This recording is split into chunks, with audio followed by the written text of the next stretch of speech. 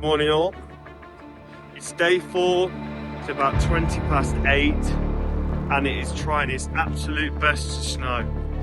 It is, I would say, about -2, but with the wind, -5, -6. It is Baltic. How you feeling, Derek? I'm tickety boo, thanks, but you're right. Anything that's not covered is cold. Even the things that are covered are a bit cold too. But even so, we can still see right over onto the sub trail. It's apart from the low-hanging cloud, snowfall. It's still beautiful. We'll leave you to it. Take care. Speak soon. After a little bit of a circuitous route, arrived at our jeet. When we set off this morning, it was really cold, -10 degrees if taking into account the wind factor, and snowing. The snow actually is not the big large flakes I suppose that I'm used to most of the time. It was like those little pebbles of that you see sometimes, little white plastic balls rather than anything else.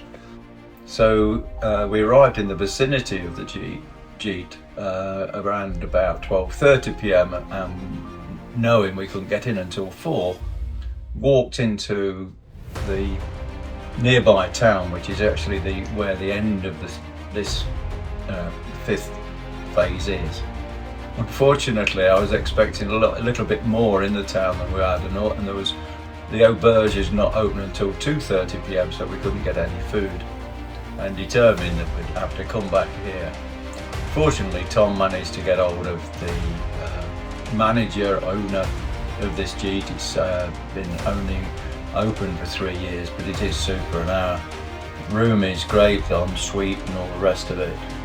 There's a gas fire burning downstairs, and he's a really pleasant fella, so that was good. And we've settled ourselves in, got cleaned up and a change of clothes, so everything looks bright in the world, although there's flurries of snow passing past our window.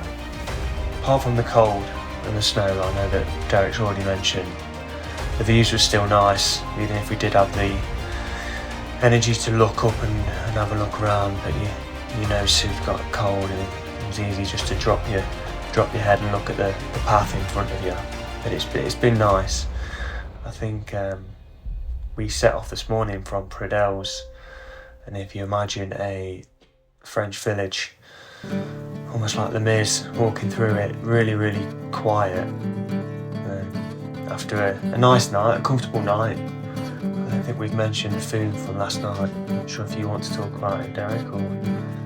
Yeah, well, it was good, and fortunately our travel people have been in touch with everyone to say Tom's a vegetarian and I don't eat mustard, which got a few grins. The table with us was a guy from Corsica and another French guy who had come in to do this, and we've seen him on the trail today. So there's some conversation during dinner. There was sausage with an onion, but it started off with a vegetable soup, which I was happy about. It was filling, and I enjoyed that. The sausage was an interesting thing, but I did munch my way through it because with the walking, obviously you didn't need to keep the energy up. What about the cheese? Cheese for dessert? Oh my goodness, I've never seen anything like it. I don't know how long it had been in the cheese box, but it looked as though it had been infected with something from typhoid or the Middle Ages. It looked actually as though it came from the Middle Ages. All in all, a good day, albeit a cold day.